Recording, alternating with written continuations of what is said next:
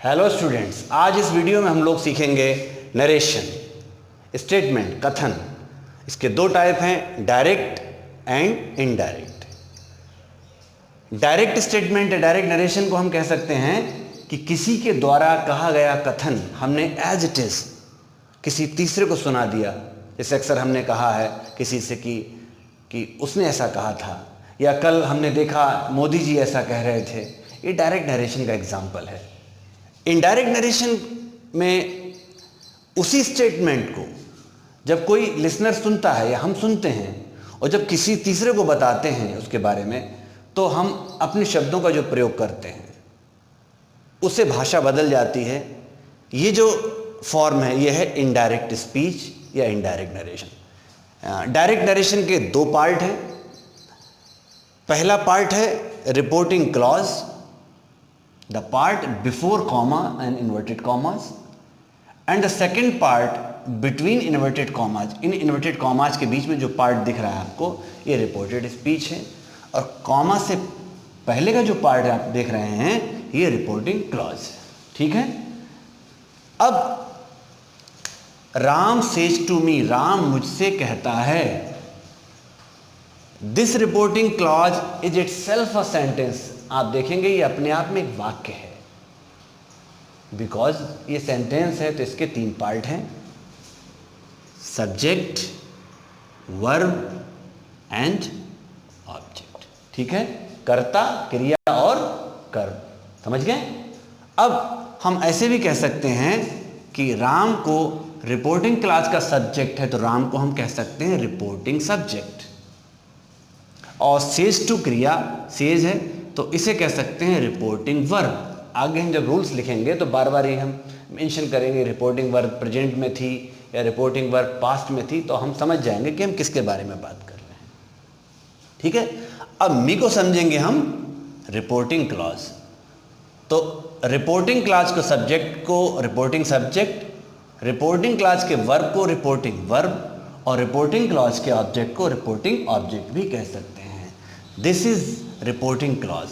Reported speech inverted commas के बीच में दिया हुआ एग्जैक्ट स्टेटमेंट, वही कथन जो स्पीकर राम ने मी लिसनर या मुझसे कहा, वक्ता ने जो श्रोता से कहा, ये हो गया डायरेक्ट नरेशन। इनडायरेक्ट हम जिसे चेंज करेंगे डायरेक्ट से, वो होगा।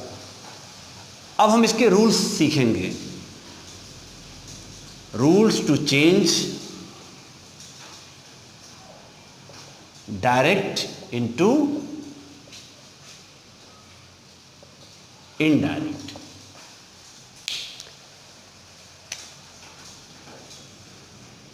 पांचों टाइप के सेंटेंसेस को हम डायरेक्ट से इनडायरेक्ट में बदलेंगे। तो अब हम सबसे पहला शुरू करेंगे असर्टिव सेंटेंस। पहले हम रूल्स कौन से सीखेंगे, असर्टिव सेंटेंसेस को किस तरह डायरेक्ट से हम इनडायरेक्ट में चेंज करेंगे। इसका रूल नंबर 1 देखिए। बेसिक रूल होगा, कॉमा इन्वर्टेड कॉमास को हम हटाएंगे और वहां पर दैट लगाएंगे। बेसिक रूल तो यही है कि हमने दैट लगाकर जो दो अलग अलग पार्ट थे डायरेक्ट नरेशन, उन्हें हमने एक सेंटेंस बना दिया एक कंजंक्शन यूज करके। दूसरा रूल हम जिसका है लिखेंगे जो, वो ये होगा, रिपोर्टिंग क्लॉज अगर प्रेजेंट या फ्यूचर में है तो उसमें कोई चेंज नहीं होगा इनडायरेक्ट में। ठीक। और तीसरा जो इसका रूल हम लिखेंगे कि से टू को हम चेंज करेंगे टेल में, और सेज टू को चेंज करेंगे हम टेल्स में। अब एक एग्जाम्पल से ये तीनों रूल हम समझ लेंगे। एग्जाम्पल यहां लिख सकते हैं।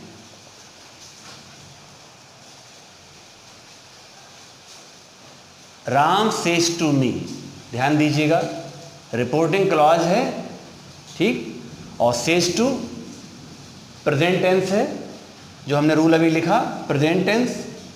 इसे कैसे चेंज करेंगे, इसी सेंटेंस को चेंज करके देखेंगे तो हो जाएगा राम सेज टू को हमने चेंज किया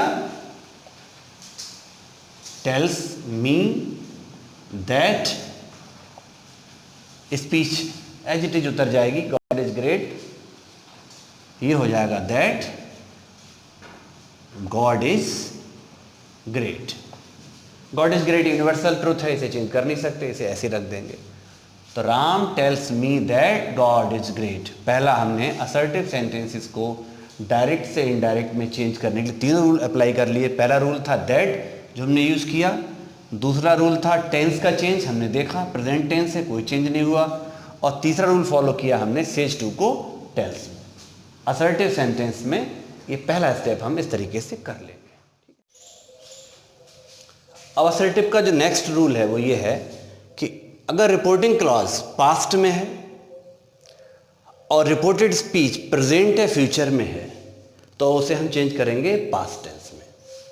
इसे ऐसे भी समझ सकते हैं कि V1 को V2 में चेंज कर देंगे वर्ब की फर्स्ट फॉर्म को, इज RM को वाज वर्ब में चेंज कर लेंगे, हैज हैव को हैड में, कैन मे को कुड माइट में, विल शैल को वुड शुड में, ठीक है, और सेड टू को टोल्ड में। एक एग्जाम्पल से ये सारा समझ में आना चाहिए, कोई दिक्कत आएगी नहीं। पहले तो सिंपल एग्जाम्पल एक ले लें, राम सेड आई गो, ओके। 1 रिपोर्टिंग क्लॉज क्या कह रहा है, ये कायम है, पास्ट है, पास्ट है रिपोर्टिंग क्लॉज, और रिपोर्टेड स्पीच कायम है, ये प्रेजेंट में है।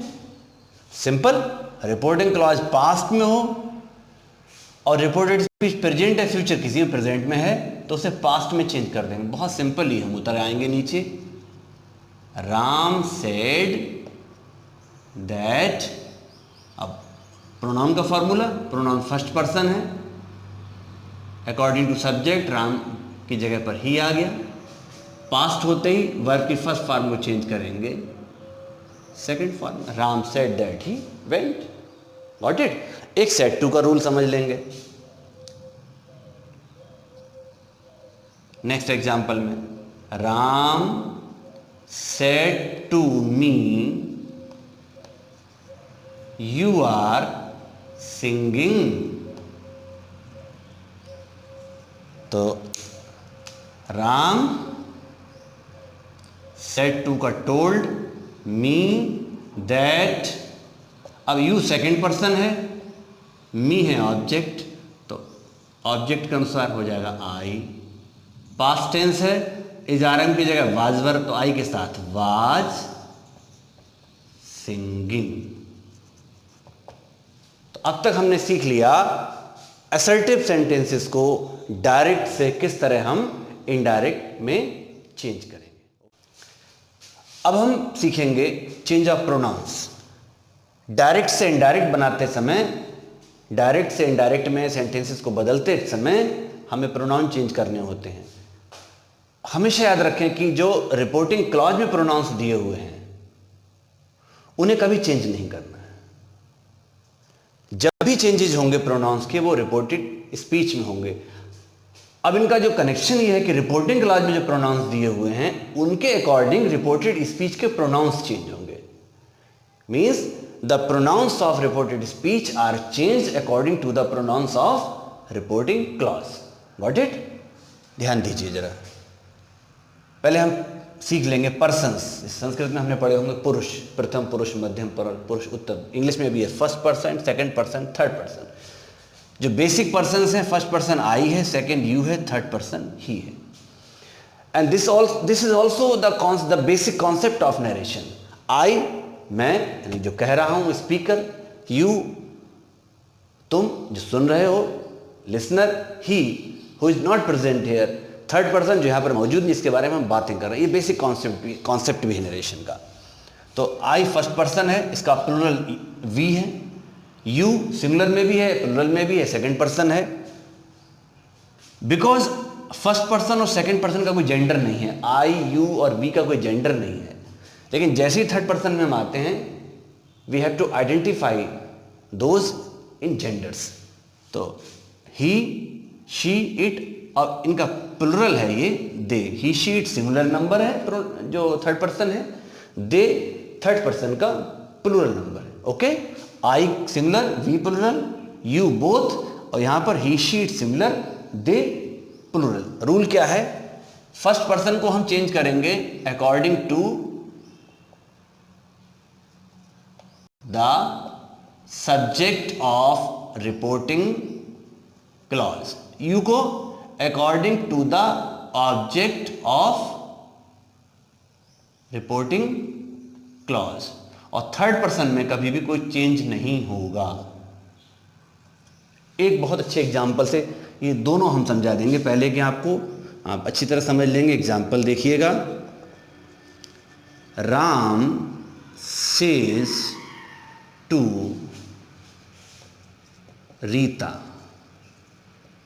एग्जाम्पल देखिए, I respect you. Ram says to Rita, I respect you. This part is reporting clause. लिख लेंगे तो बहुत अच्छा होगा पहले समझने के लिए। अब राम इसका सब्जेक्ट है, रीता रिपोर्टिंग क्लॉज का ऑब्जेक्ट है। ठीक है, जब हम रिपोर्टेड स्पीच में आ गए तो इसमें आई फर्स्ट पर्सन है और यू सेकंड पर्सन है। Got it? अब आई को अकॉर्डिंग टू सब्जेक्ट राम कह रहा है रीता से, कहता है आई यानी कि मैं, तो आई कौन है? राम का मतलब हो गया यहां पर ही। पहला रूल फॉलो कर लिया। राम सेज टू का टेल्स ऐसे उतार देंगे, रीता देन दैट, आई का ही हो गया। अब रिपोर्टिंग क्लॉज है प्रेजेंट टेंस में। रिपोर्टिंग वर्ब क्या कह रहा है? सेज टू कहता है। इसका टेंस जो भी है उसे चेंज नहीं करेंगे, बिकॉज ये इंडेफिनिट में है प्रेजेंट के, तो इसे एज इट इज रखेंगे। बट ही के साथ रिस्पेक्ट नहीं आ सकता, तो रिस्पेक्ट्स कर लेंगे।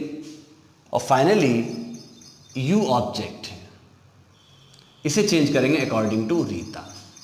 अब यू सब्जेक्टिव प्रोनाउन की तरह भी यूज करते हैं और ऑब्जेक्टिव प्रोनाउन की तरह।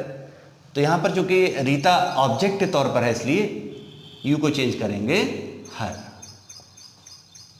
ठीक है, या इसके लिए भी हम समझ सकते हैं एक बड़ा अच्छे एक मेथड से, I, my, me,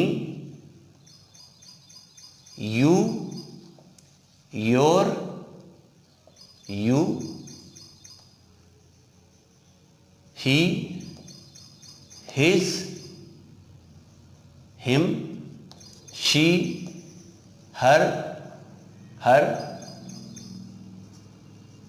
we, our, us, they, their, them, और एक रह गया ऊपर इट, इट्स, इट।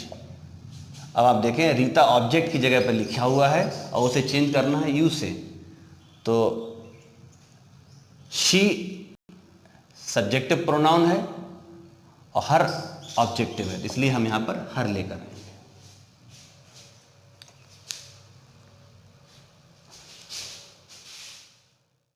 अब नेक्स्ट रूल हम समझ लेंगे।